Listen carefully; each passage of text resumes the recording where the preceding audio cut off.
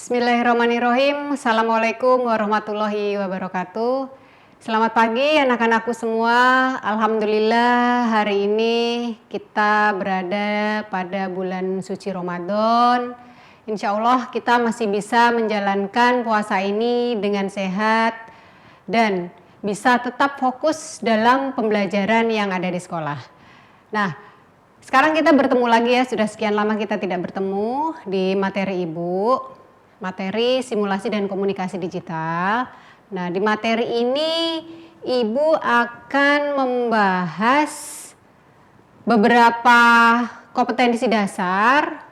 Jadi nanti akan Ibu gabungkan ya dari beberapa kompetensi sehingga nanti kita bisa melakukan pembelajaran itu secara bertahap untuk prosesnya. Baik. Di kompetensi dasar ini nanti kita akan belajar menganalisa komunikasi sinkron dan asinkron dalam jaringan. Nah, apa itu? Komunikasi daring sinkron merupakan komunikasi yang menggunakan metode secara bersamaan dalam kurun waktu yang sebenarnya. Jadi sinkron itu berarti bisa dibilang komunikasinya langsung secara dua arah dan dilakukan dengan saat yang bersamaan. Jadi atau real time-nya. Nah, di sini kita lihat bahwa proses komunikasi sinkron itu bisa dilakukan dengan satu ya, komunikasi sinkron telepon. Nah, ini adalah merupakan jenis yang pertama komunikasi telepon di mana kamu bisa langsung bersama-sama berbicara. Namun, kamu tidak dapat melihat ekspresi dari lawan kamu.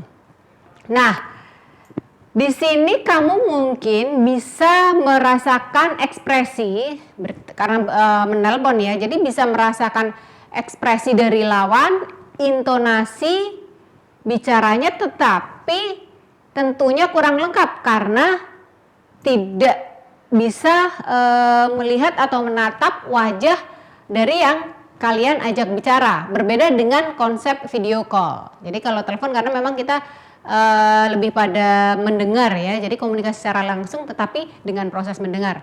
Nah, yang kedua adalah prosesnya adalah sinkron dengan video call.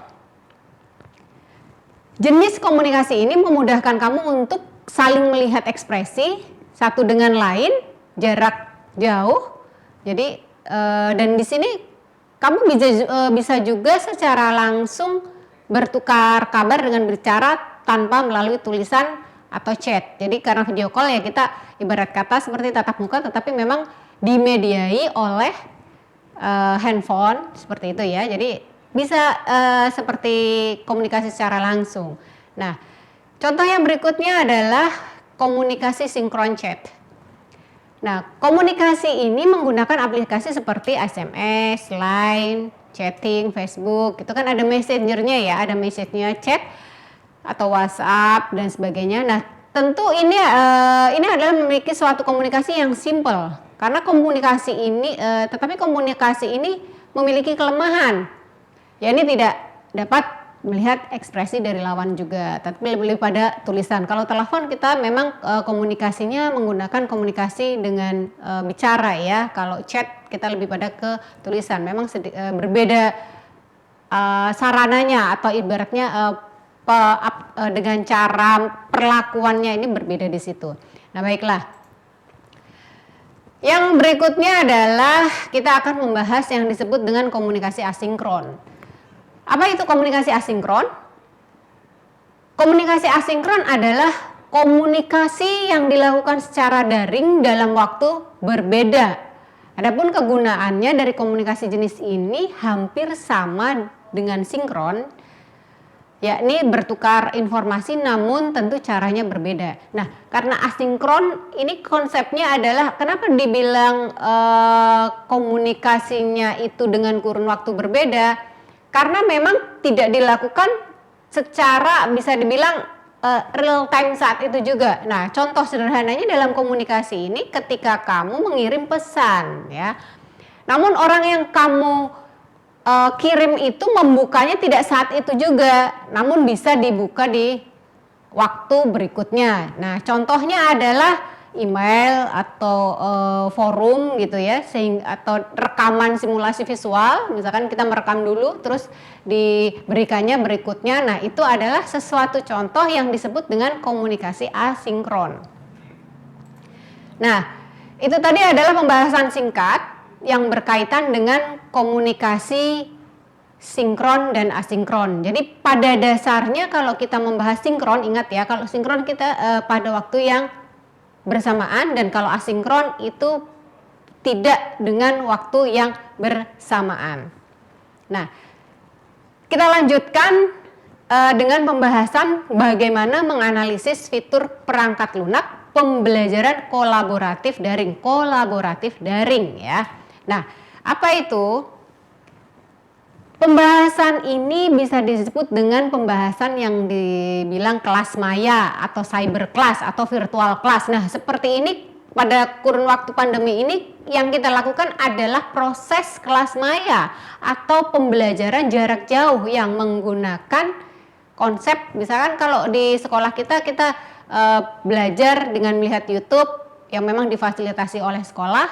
Jadi semua guru itu semua mata pelajaran diberikan kepada kalian dan kalian bisa langsung melakukan atau pembelajaran melihat secara langsung dari live stream yang diberikan oleh guru masing-masing. Nah, proses ini adalah merupakan suatu upaya untuk mendorong pembelajaran dilaksanakan bisa di mana saja, karena memang kalau kita belajar kita bisa menggunakan handphone maupun laptop, kita bisa di rumah ataupun kita bisa sedang duduk-duduk di mana gitu ya sambil bertemu dengan siapa. Misalkan kita bisa sambil, kalau puasa ya pastinya kita nggak sambil nongkrong ngopi ya. Kalau sebelum puasa kan kita bisa lakukan, bisa di mall atau di tempat makan atau di tempat rekreasi yang mana yang bisa memfasilitasi kita dalam belajar sehingga kita bisa nyaman menyerap ilmu yang disampaikan. Nah, dengan memanfaatkan perangkat diskusi melalui internet, dapat berkomunikasi, berdiskusi, bertukar pendapat, baik mengenai sebuah ide, permasalahan, maupun solusi dengan rekan dan guru. Jadi di sini kita bisa sharing langsung ya.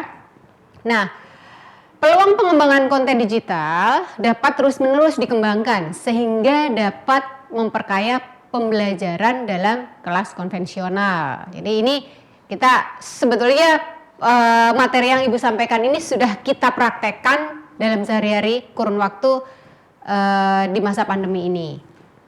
Nah, selain itu berdiskusi dan bekerja sama dengan kelompok secara virtual itu diharapkan bisa dilakukan karena apa? Dengan adanya konektivitas, misal akses terhadap aneka ragam informasi tersedia secara global, terus dilakukan dengan fleksibilitas. Kita belajar bisa kita lakukan di mana saja dan kapan saja. Terus interaksi, di sini ada interaksi evaluasi belajar yang dilakukan seketika dan mandiri. Jadi pada konsepnya sama sih, interaksi ya. Jadi karena memang ini secara virtual ya, kelas maya walaupun jarak jauh tetapi masih bisa saling melihat gitu ya. Mungkin kalau melihat di YouTube satu arah, tapi kalau misalkan kita memang live stream, kita melihat kalau misalkan siswa bertanya kita bisa langsung menjawab. Ada pembelajaran kita bisa menggunakan Zoom gitu ya, terus Google Meet itu kita bisa langsung melihat proses siswa ya, jadi bisa ada interaksi secara dua arah. Terus kolaborasi, penggunaan perangkat diskusi ini mendukung pembelajaran kolaborasi di luar ruang kelas. Jadi kolaborasi itu bisa dilakukan di luar maupun di dalam. Jadi ini suatu prosesnya seperti itu. Nah, berikutnya adalah kita membahas jenis perangkat lunak pendukung kelas maya. Apa saja di sini? Nah, dalam rangka mendukung kelas maya itu dimanfaatkan beberapa perangkat lunak, aplikasi maupun sistem pada umumnya berbasis web. Nah, secara umum dikenal ada dua jenis, yaitu aplikasi Learning Management System atau LMS dan aplikasi Social Learning Network SLN. Nah, sebagai salah satu alternatif pembelajaran atau perangkat untuk kelas maya. Apa itu LMS gitu ya, Learning Management System. Menurut Coach and Turk, LMS adalah aplikasi yang digunakan untuk mengelola pembelajaran, mengirimkan konten, dan melacak aktivitas daring seperti memastikan kehadiran dalam kelas maya, memastikan waktu pengumpulan tugas, terus melacak hasil pencapaian siswa. Nah, contoh dari perangkat ini bisa digunakan Moodle atau Dokes atau Atutor. Itu adalah aplikasi untuk penggunaan dalam proses LMS ini. Yang kedua adalah Social Learning Network. Nah, LMS dan LCMS merupakan perangkat lunak yang telah banyak digunakan dan terbukti handal dalam penerapan sistem e-learning. Nah, akan tetapi sistem ini juga memiliki beberapa kelemahan. Salah satu kelemahannya adalah sebagian besar dari sistem ini kurang memperhatikan daya sesuai atau adaptability-nya atau fleksibilitas dan hubungan sosial ya, karena memang kelas maya ya, memang kalau kita bilang hubungan sosial ya karena memang jarak jauh, jadi tidak bisa secara interaksi, istilahnya bisa langsung tatap muka, terus kita langsung action di situ dengan pendekatan sosial secara langsung ya, memang semua pasti ada kelemahannya, tetapi memang pasti juga ada kelebihannya. Nah, secara lebih rinci, SLN menunjuk pada beberapa fenomena. Apa itu? Penggunaan sosial network untuk pembelajaran pendidikan formal. Yang berikutnya, penggunaan SN oleh para pelajar dalam sebuah kolaborasi atau diskusi dilaksanakan secara informal ya, karena memang kondisinya jarak jauh, jadi tidak secara formal ketemu di kelas dan kita langsung pembelajaran, itu memang tidak dilakukan. Baik. Nah, di sini ya, terus secara lebih rinci SLN merujuk pada fenomena penggunaan sosial pembelajaran formal ya, tadi sudah. Terus penggunaan SN oleh pelajar dalam sebuah kolaborasi diskusi menggunakan informal. Yang ketiga, penggunaan halaman yang secara khusus dirancang pembelajaran melalui jejaring sosial. Jadi ini proses pendukung yang lain. Nah, pendukung yang lain adalah penggunaan SLN yang secara khusus dikembangkan sendiri oleh guru, yaitu Edmodo. Nah, Ibu sudah menggunakan ya, beberapa waktu lalu Ibu sudah meminta dari kalian untuk menginstal Edmodo dan memberikan tugas di situ ya, istilahnya praktek ya, untuk pengerjaan di Edmodo, tapi memang belum. Nah, ini akan Ibu ingatkan lagi atau proseskan lagi Edmodo ini digunakan kalian. Nah, karena Edmodo ini merupakan salah satu aplikasi untuk social learning network. Nah, dan merupakan salah satu dari beberapa jenis learning network yang beredar di dunia World Wide Web ya. Jadi ini yang digunakan di prosesnya. Nah, sekarang bagaimana cara membuat atau menjadi member sebagai siswa di Edmodo? Pertama yang kalian lakukan adalah mendaftarkan dan mendapatkan akun di Edmodo. Nah, ketika masuk di Edmodo ini yang digunakan adalah biasanya menggunakan email Google ya, Gmail ya. Jadi masuknya adalah menggunakan Gmail. Terus nanti ketika kalian mendaftar itu guru akan memberikan 5 kode kelas. Jadi masing-masing, karena ini prosesnya adalah suatu komunikasi atau hampir seperti Facebook ya, Edmodo itu hampir seperti Facebook, cuman lebih pada konsep ke pembelajaran. Jadi di situ memang ada perpustakaannya juga gitu ya. Perpustakaannya itu misalkan untuk menyimpan modul atau materi, terus bisa ada aplikasi untuk kalian juga ulangan juga di situ ada. Nah ini prosesnya adalah nanti kalian mendaftar dulu. Nah di mana untuk mendapatkan? Bisa dari aplikasi store bisa, atau masuk ke webnya edmodo.com. Nah setelah itu kalian nanti pilih I'm student, isi semuanya di situ. Nah itu adalah untuk proses menjadi member. Nah di sini kita bahas lagi bahwa karena memang prosesnya untuk menjadi member ini kalian harus menggunakan email atau punya email dulu. Jadi sebelumnya kalian pastikan dulu email, terus baru mendaftar di Edmodo. Nah itu tadi adalah penjelasan Ibu berkaitan dengan kelas maya, karena memang kita sudah menjalani, saya yakin kalian juga sudah terbiasa, cuman memang untuk beberapa pembelajaran yang kita gunakan menggunakan Google Classroom gitu ya, karena memang itu lebih familiar. Tetapi memang pada kurikulum di simulasi digital kalian juga diharapkan mengetahui untuk penggunaan Edmodo. Jadi Ibu harap kalian masuk ya di Edmodo di kode kelas yang sudah Ibu berikan kepada kalian di pertemuan sebelumnya. Nah, berikutnya Ibu akan membahas kompetensi dasar merancang dokumen tahap praproduksi. Nah, kompetensi ini menitik beratkan nanti istilahnya secara prakteknya Ibu meminta kalian membuat video ya. Nanti kalian bikinlah apa gitu. Nah ini ibu akan menjelaskan dulu proses untuk membuat short movie atau istilahnya video pendek gitu ya, penampilan kalian atau iklan atau apa. Nah ini yang kalian harus lakukan pertama adalah proses atau tahap praproduksi.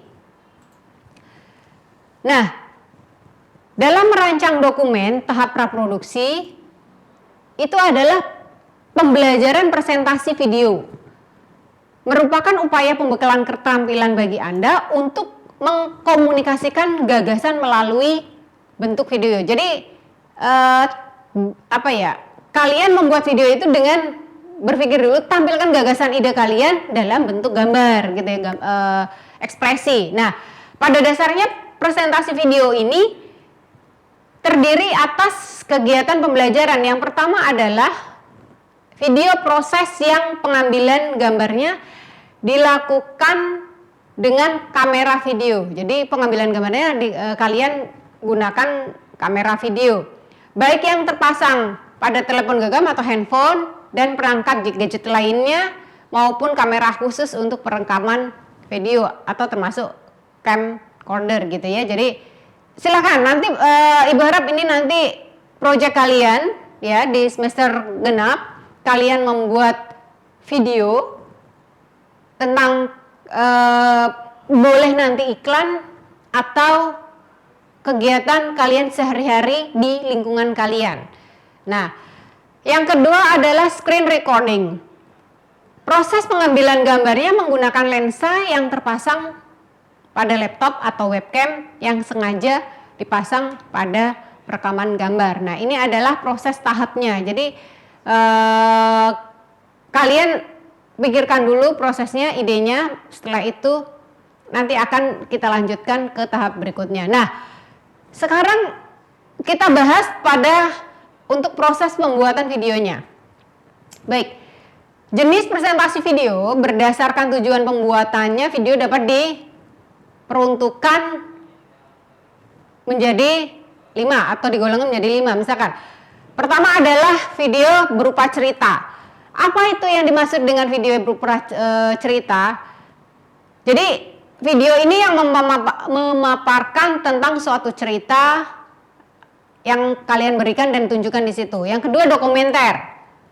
Dokumenter itu adalah merekam sebuah kejadian atau peristiwa dalam kehidupan nyata. Yang ketiga adalah video berita atau video yang bertujuan memaparkan sebuah berita. Nah, yang keempat adalah video pembelajaran. Nah, seperti ini adalah proses yang disebut dengan video pembelajaran. Video yang bertujuan untuk memberikan materi pembelajaran agar mudah diserap dan dapat ditayangkan ulang.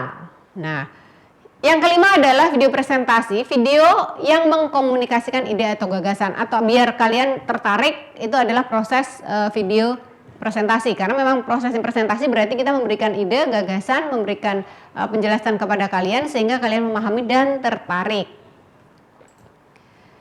Berikutnya adalah tahapan dalam praproduksi.